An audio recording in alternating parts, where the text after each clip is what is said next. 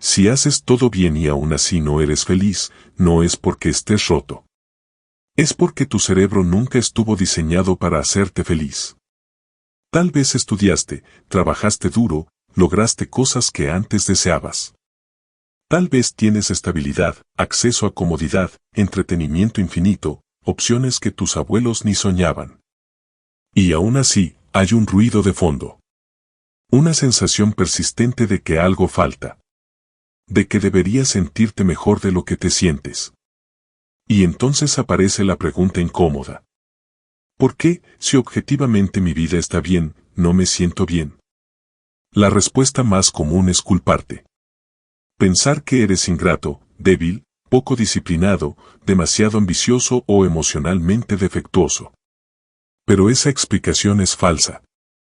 Y lo que es peor, te mantiene atrapado en un juego que no puedes ganar. Porque aquí está la verdad que casi nadie dice en voz alta. Tu cerebro no evolucionó para darte bienestar sostenido. Evolucionó para mantenerte vivo. Y esas dos cosas, en el mundo moderno, chocan todo el tiempo. Hola, soy Rodrigo y esto es Código Inconsciente. Vivimos persiguiendo una idea de felicidad que no existe en la biología humana. Nos dijeron que si conseguíamos ciertas cosas, dinero, amor, éxito, reconocimiento, llegaríamos a un estado estable de satisfacción. Como si la felicidad fuera un lugar al que se llega y se queda. Pero cada vez que alcanzas una meta importante, ocurre algo extraño, dura menos de lo esperado. El logro se normaliza. La emoción se disuelve. Y al poco tiempo, tu mente ya está buscando lo siguiente. No porque seas insaciable. No porque nunca sea suficiente. Sino porque tu sistema nervioso funciona exactamente como debería funcionar. Este fenómeno tiene nombre, tiene evidencia y está estudiado desde hace décadas. Se llama adaptación hedónica y explica por qué cada victoria se vuelve normal, cada placer pierde intensidad y cada cuando lo logres seré feliz termina convirtiéndose en ¿y ahora qué? Y no es un fallo de carácter. Es una consecuencia directa de cómo funcionan los neurotransmisores que gobiernan tu motivación, tu estado de ánimo, tu sentido de valor personal y tu necesidad de conexión. Dopamina, serotonina, oxitocina, endorfinas. 4 sistemas que solemos confundir con felicidad, pero que en realidad producen otra cosa, impulsos temporales, picos, estados pasajeros que inevitablemente regresan a una línea base. En este video no vamos a venderte frases bonitas. No vamos a decirte que pienses positivo ni que quieras menos. Y definitivamente no vamos a prometerte felicidad permanente, porque eso sería mentirte. Lo que sí vamos a hacer es algo mucho más útil.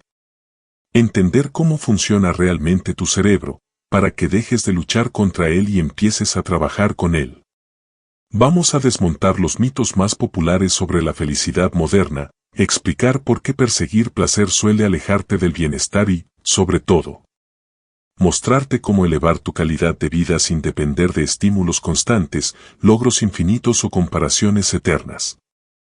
Si alguna vez sentiste que el problema no eras tú, sino las reglas del juego, este video es para ti. Y antes de seguir, quiero pedirte algo. Algo honesto. No una definición bonita, no la respuesta que suena bien, no lo que deberías decir. Déjalo en los comentarios al final del video. ¿Qué ha sido, en tu experiencia real, lo más cercano a la felicidad?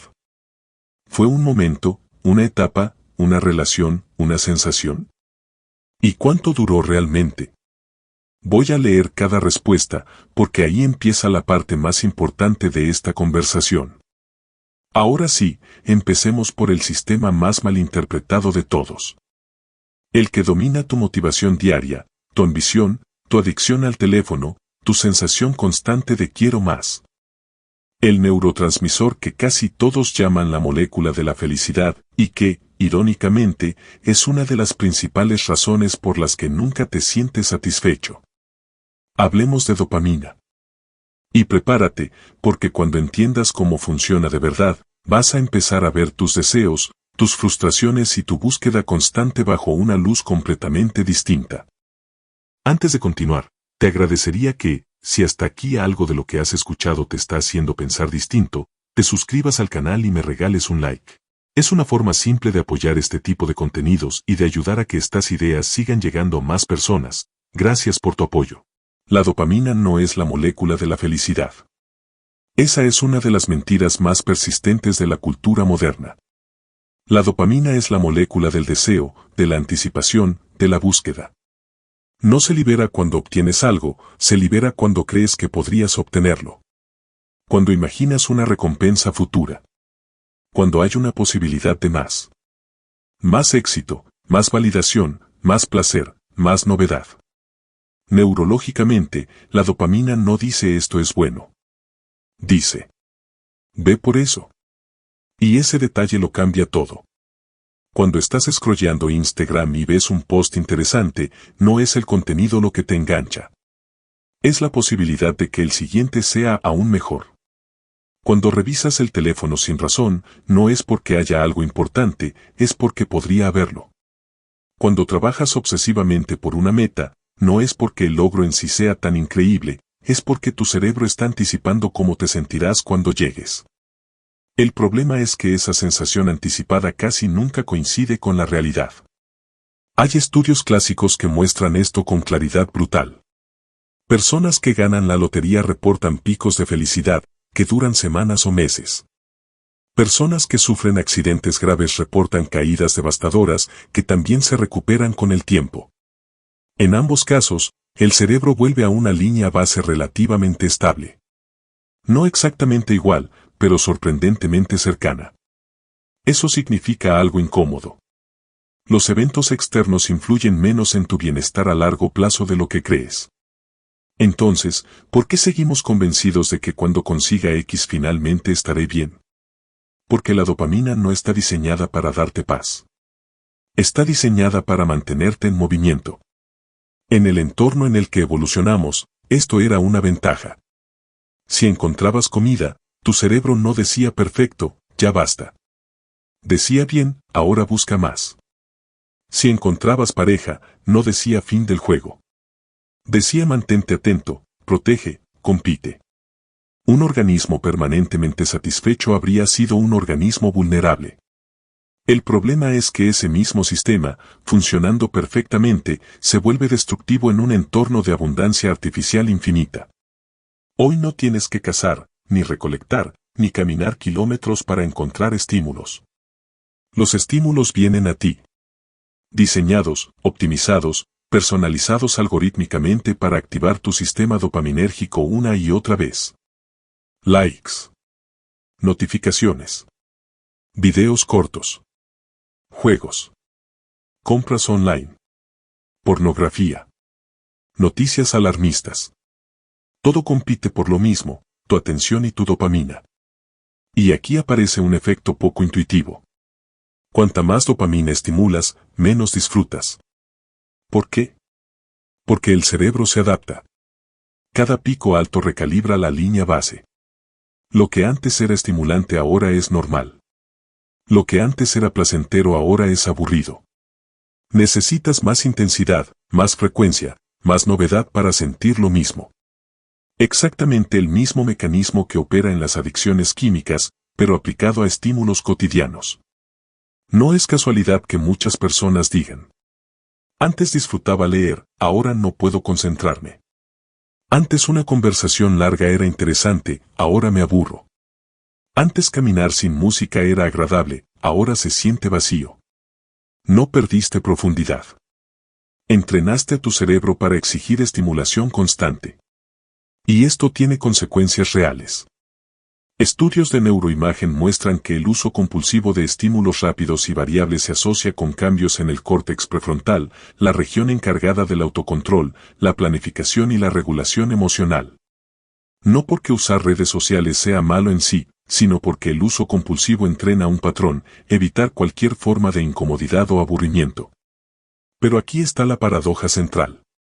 Casi todo lo que vale la pena en la vida requiere tolerar incomodidad. Estudiar requiere frustración. Construir una carrera requiere esfuerzo sostenido sin recompensa inmediata.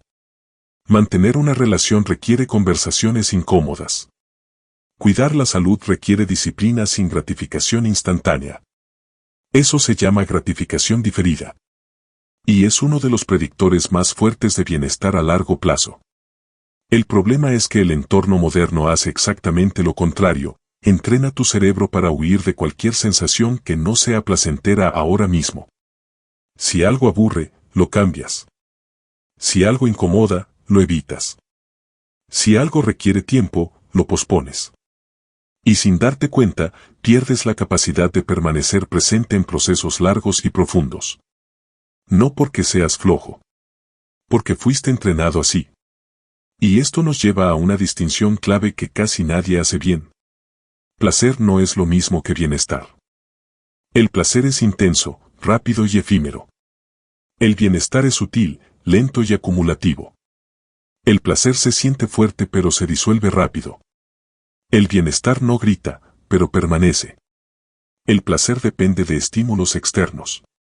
El bienestar depende de tu relación interna con la experiencia. Puedes optimizar tu vida para placer, variedad, novedad, intensidad creciente. O puedes optimizarla para bienestar, constancia, profundidad, presencia. Pero es extremadamente difícil optimizar para ambos al mismo tiempo, porque requieren estrategias opuestas. La mayoría de las personas persigue placer esperando que, en algún punto, se transforme mágicamente en bienestar. Pero eso no ocurre. Puedes acumular placeres indefinidamente y aún así sentir vacío, porque el bienestar no viene de tener más, viene de cómo te relacionas con lo que tienes. Y esta no es una idea nueva. Culturas y filosofías lo entendieron hace miles de años. Particularmente el budismo. El budismo no dice que desear cosas sea malo. Dice que el anhelo compulsivo, la sensación constante de que esto no es suficiente, es sufrimiento. A eso lo llama sed insaciable. Y esa sed es exactamente lo que tu sistema dopaminérgico genera cuando está fuera de control. El punto no es satisfacer esa sed. El punto es aprender a soltarla. Soltar no significa no querer nada. Significa poder desear sin que tu bienestar dependa de obtener. Poder disfrutar sin apegarte. Poder perder sin colapsar. Y lo fascinante es que esto no es solo filosofía. Hay evidencia neurológica sólida. Meditadores de largo plazo muestran mayor densidad de materia gris en regiones asociadas con regulación emocional y bienestar. Menor actividad en regiones asociadas con deseo compulsivo y una reducción en la actividad de la red de modo por defecto, la red que constantemente compara, juzga y quiere que las cosas sean distintas. Cuando esa red se calma, hay menos sufrimiento. No porque la vida sea perfecta, sino porque la relación con la vida cambia. No necesitas ser monje para beneficiarte de esto. Prácticas seculares como mindfulness entrenan exactamente la misma habilidad, estar presente con lo que es, sin juzgar, sin huir, sin necesidad de modificar cada experiencia. Y aquí está lo práctico. Cuando entrenas esa capacidad, aparece un espacio entre el estímulo y la respuesta.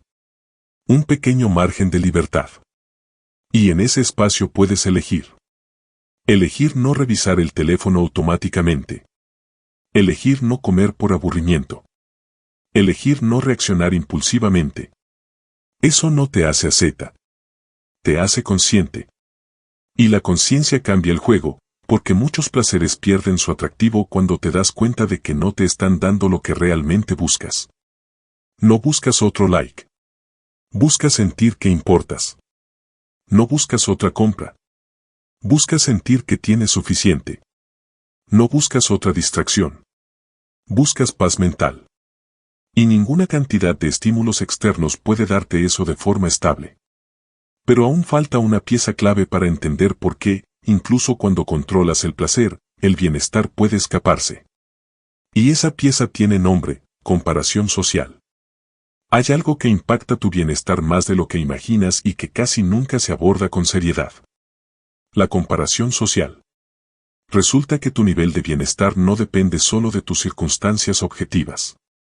Depende, en gran medida, de cómo esas circunstancias se comparan con las de otras personas. Y esto no es una falla moral ni una debilidad moderna. Es un rasgo evolutivo profundo. Existen estudios clásicos que muestran algo contraintuitivo. Muchas personas prefieren ganar $50,000 al año cuando los demás ganan 25,000, antes que ganar 100,000 cuando los demás ganan 200,000. Racionalmente, el segundo escenario es mejor. Emocionalmente, el primero se siente mejor. ¿Por qué? Porque tu cerebro evalúa constantemente si estás arriba o abajo en relación con otros. En grupos pequeños de cazadores-recolectores, esto tenía sentido. Tu posición relativa determinaba acceso a recursos, protección, pareja, influencia. Importaba menos cuánto tenías en términos absolutos y más cuánto tenías comparado con los demás en tu tribu. El problema es que ese mismo mecanismo, funcionando perfectamente, se vuelve tortura en el mundo moderno. Hoy puedes compararte con literalmente cualquier persona del planeta.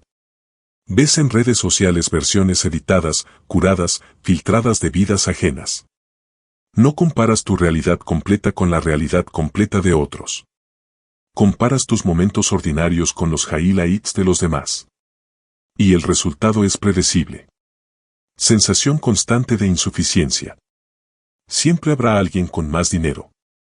Mejor cuerpo. Más reconocimiento. Más libertad. Más experiencias interesantes. La comparación social es un juego que no puedes ganar. La única forma de ganar es dejar de jugar. Pero aquí aparece una pregunta incómoda. Si no mides tu valor por dinero, apariencia, logros o estatus, ¿por qué lo mides? Y la respuesta más radical es esta. No lo mides. Tu valor no es algo que necesita ser calculado, demostrado o comparado. No es una métrica. No es un ranking. No es un puntaje acumulado por logros. Simplemente existes. Y esa existencia no necesita justificación para ser válida. Esto choca de frente con casi toda la narrativa cultural moderna. Desde pequeños nos entrenan para pensar en términos de rendimiento, resultados, reconocimiento. Implícitamente aprendemos que valemos más si producimos más, si destacamos más, si somos admirados. Pero no hay un estándar cósmico de valor. No hay una tabla universal que mida si tu vida va bien. No hay un juez externo que esté llevando la cuenta. Solo hay tu experiencia subjetiva. Y puedes relacionarte con esa experiencia desde dos lugares muy distintos. Desde la comparación constante y la sensación de carencia. O desde la aceptación y la presencia. Aceptar no significa resignarse. No significa decir esto es lo que hay y no puedo cambiar nada. Aceptar significa reconocer la realidad actual sin pelearte con ella. Es la diferencia entre decir esto no debería estar pasando y decir esto está pasando, ¿qué hago ahora? La primera postura genera fricción, desgaste, sufrimiento adicional. La segunda libera energía para la acción efectiva. Paradójicamente, aceptar la realidad te da más poder para cambiarla. Porque no estás desperdiciando recursos internos luchando contra lo que ya es. Estás usando esos recursos para decidir qué hacer desde aquí. Y esto conecta con algo profundo que hemos explorado antes, el absurdismo. La idea de que la vida no viene con significado incorporado. No hay una narrativa prediseñada que debas cumplir. Y lejos de ser deprimente, esto es liberador. Si no hay un estándar objetivo, entonces no estás fallando. Solo estás viviendo una experiencia humana limitada, parcial, subjetiva. El sufrimiento surge cuando insistes en que tu vida debería ser diferente para ser válida. Cuando comparas tu experiencia real con un ideal ficticio y te juzgas por no alcanzarlo. Y aquí hay algo crucial. La mayoría de las expectativas que tienes sobre cómo debería ser tu vida no son tuyas. Son heredadas. Absorbidas. Reforzadas por cultura, publicidad, redes sociales, historias de éxito exageradas. Expectativas calibradas por outliers, por el 1%, por narrativas estadísticamente raras pero omnipresentes. Entonces comparas tu vida normal con estándares anormales y concluyes que algo anda mal contigo. Pero lo ordinario no es fracaso. Es la norma. Puedes tener una vida profundamente satisfactoria sin ser famoso, sin ser rico, sin ser extraordinario a ojos de extraños. Puedes tener relaciones significativas, trabajo razonablemente interesante, tiempo para lo que te importa, salud aceptable y seguridad básica. Eso no vende cursos ni genera likes, pero es suficiente. Y cuando realmente aceptas que suficiente es suficiente, algo se afloja internamente. La presión constante por ser más, lograr más, impresionar más, se reduce. Y aparece espacio para vivir sin la narrativa permanente de que todo debería ser distinto. Ahora bien, incluso entendiendo todo esto, todavía queda una pregunta difícil.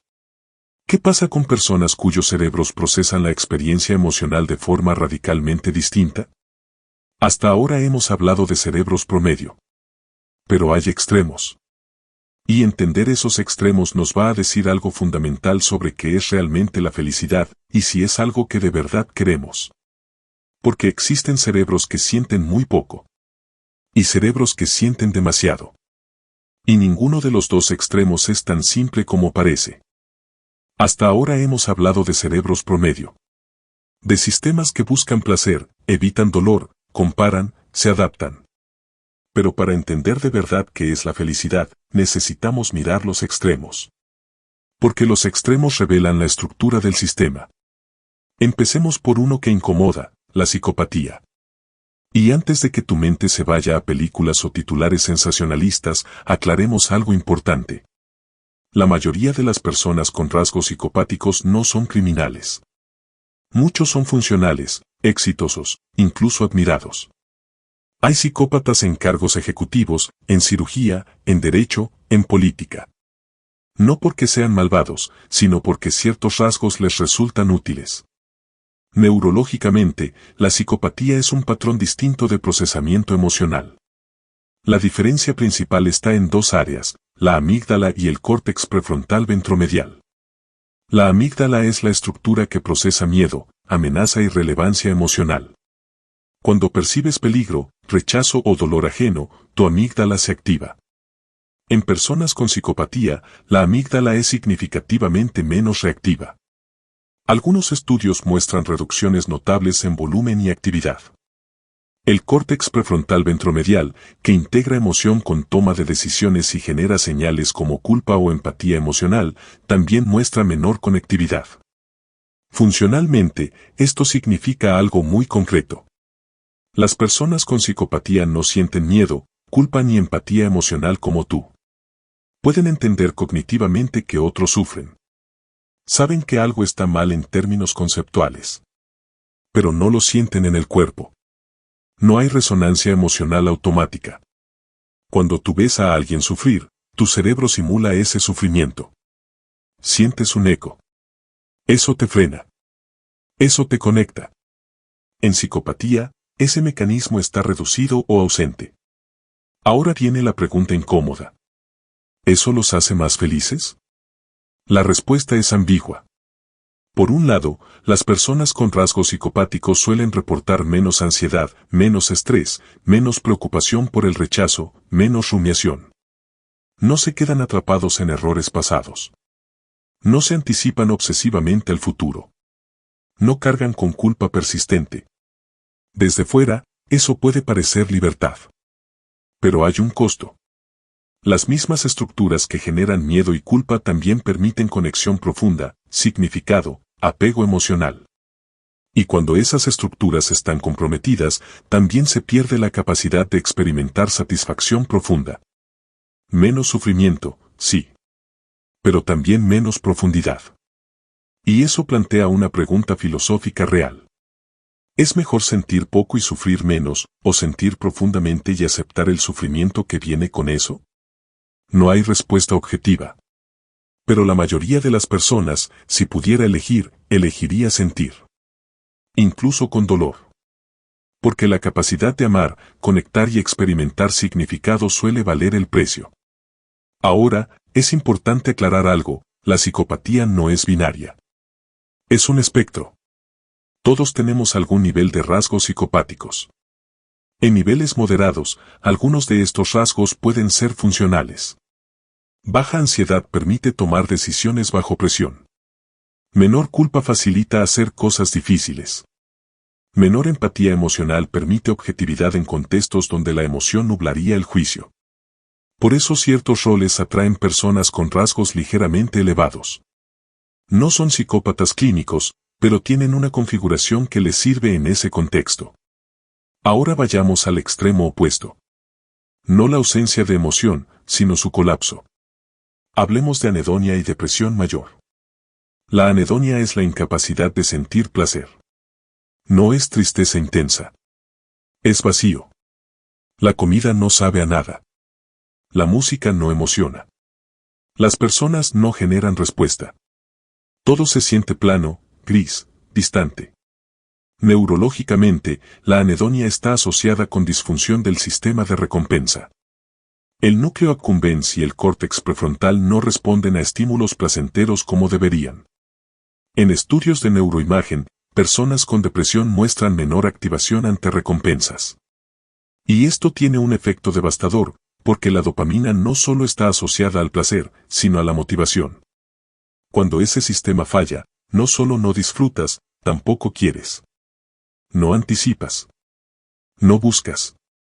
No hay impulso. Por eso muchas personas con depresión no dicen estoy triste. Dicen no siento nada. Como si estuvieran desconectadas de la experiencia. Como si vivieran detrás de un vidrio. Y esto es crucial.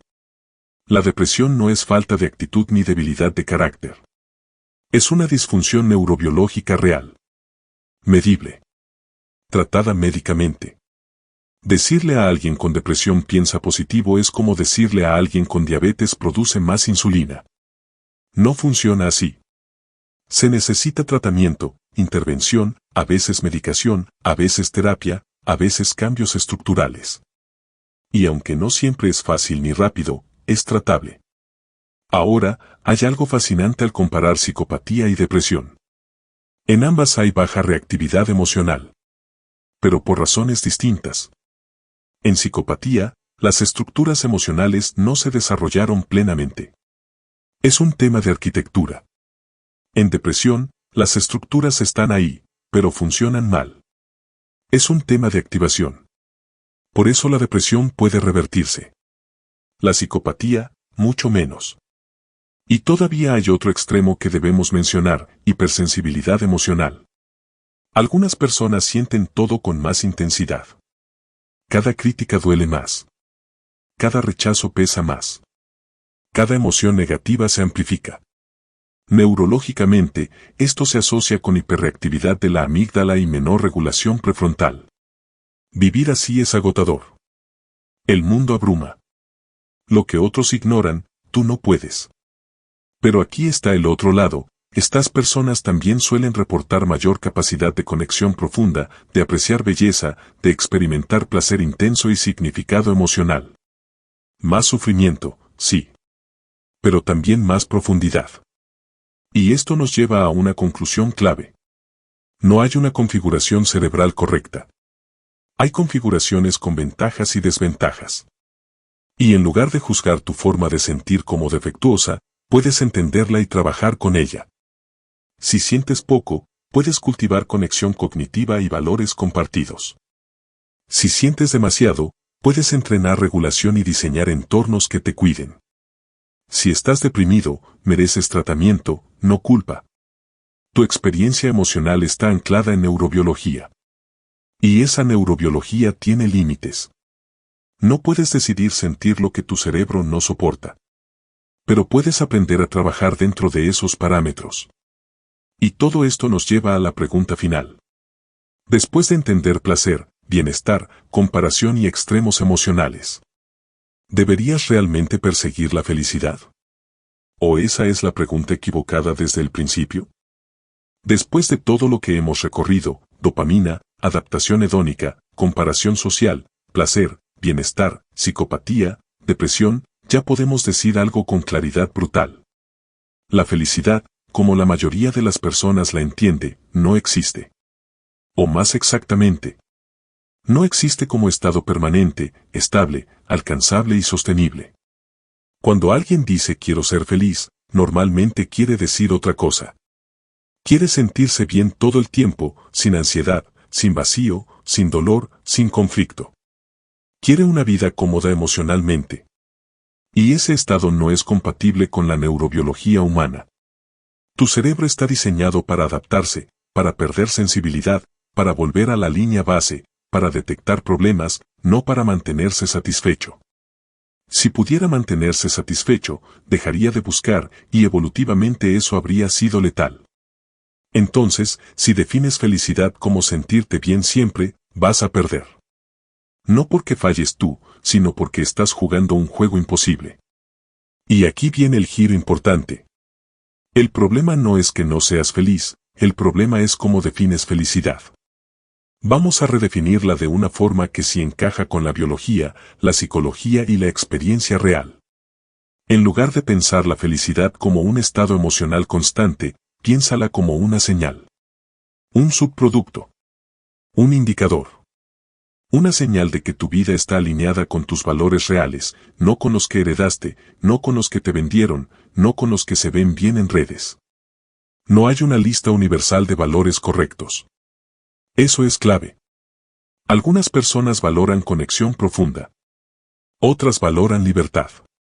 Otras valoran crecimiento intelectual. Otras estabilidad. Otras impacto. Otras soledad creativa. El error masivo es vivir según valores prestados y luego preguntarte por qué te sientes vacío. Cuando tu vida no está alineada con lo que realmente valoras, aparece una sensación muy específica, incomodidad crónica, incluso si todo va bien. Buen trabajo, buena relación, estabilidad, y aún así algo no encaja. No es ingratitud. Es desalineación. Neurológicamente, cuando vives alineado con tus valores, se activa el córtex prefrontal medial, la región asociada con significado personal y coherencia interna. No es placer intenso. Es algo más silencioso. Más estable. Una sensación de esto tiene sentido. Y puedes sentir eso incluso en medio de dificultad. Porque el sufrimiento no es el enemigo. La falta de significado sí. Aquí entra una verdad incómoda que casi nadie quiere escuchar. No necesitas eliminar el sufrimiento para vivir bien. Necesitas una razón para tolerarlo. Viktor Frankl lo vio en el peor escenario imaginable, los campos de concentración. Las personas que resistieron no eran las más fuertes físicamente, sino las que tenían un porqué.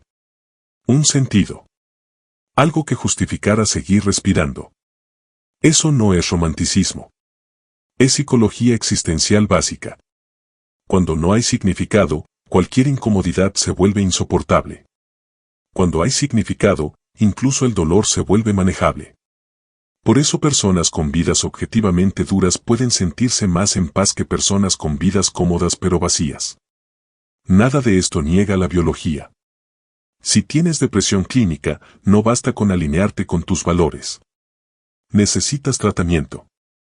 Si tienes ansiedad severa, necesitas intervención. Si tus neurotransmisores están desregulados, eso pone límites reales. La neurobiología no te condena, pero tampoco te obedece. Lo que sí hace es definir el rango dentro del cual puedes optimizar. Y dentro de ese rango, tienes agencia en 3 áreas clave. ¿Cómo piensas? Tus narrativas internas. Esto es plástico. Se puede entrenar. ¿Qué haces? Tus hábitos diarios, cómo estructuras tu tiempo. Esto está más bajo tu control de lo que crees. Cómo te relacionas con tu experiencia. Si luchas contra lo que es o trabajas con ello. Esto se entrena con presencia y conciencia. Cambios pequeños, sostenidos en estas 3 áreas, cambian el cerebro. No te transforman en otra persona, pero sí mueven tu línea base. Una de las mayores fuentes de infelicidad moderna no es la realidad, es la brecha entre realidad y expectativa. Y esa expectativa está inflada artificialmente. Estás comparando tu vida real con versiones editadas, excepcionales, estadísticas raras. El 1% presentado como norma. Eso distorsiona todo. La mayoría de las vidas son ordinarias. Y eso no es fracaso. Es lo normal. Puedes tener una vida profundamente satisfactoria sin ser extraordinario, sin ser famoso, sin impresionar a desconocidos. Relaciones decentes. Trabajo que tenga sentido para ti. Tiempo para pensar. Salud razonable. Seguridad básica. Eso es suficiente. Y cuando aceptas que suficiente es suficiente, algo se libera.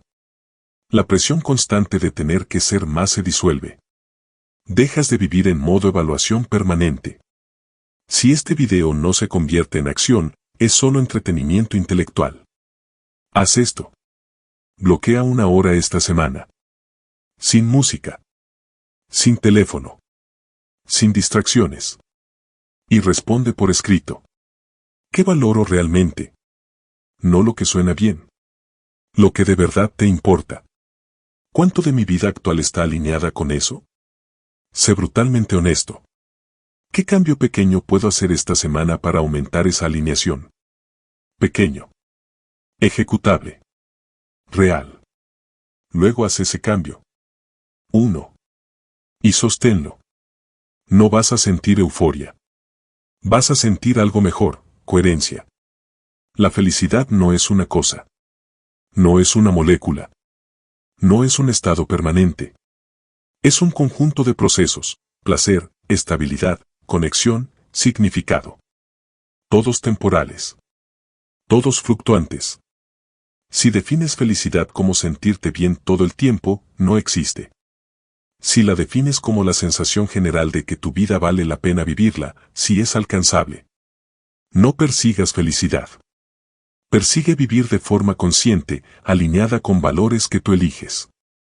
La felicidad aparece como consecuencia, no como objetivo. Tu cerebro te va a mentir. Te va a decir que lo próximo sí te va a completar. Pero si entiendes cómo te miente, puedes dejar de obedecerlo ciegamente y empezar a construir una vida que no sea perfecta, pero que sea tuya. Es lo más cerca que vamos a estar de algo honesto llamado felicidad.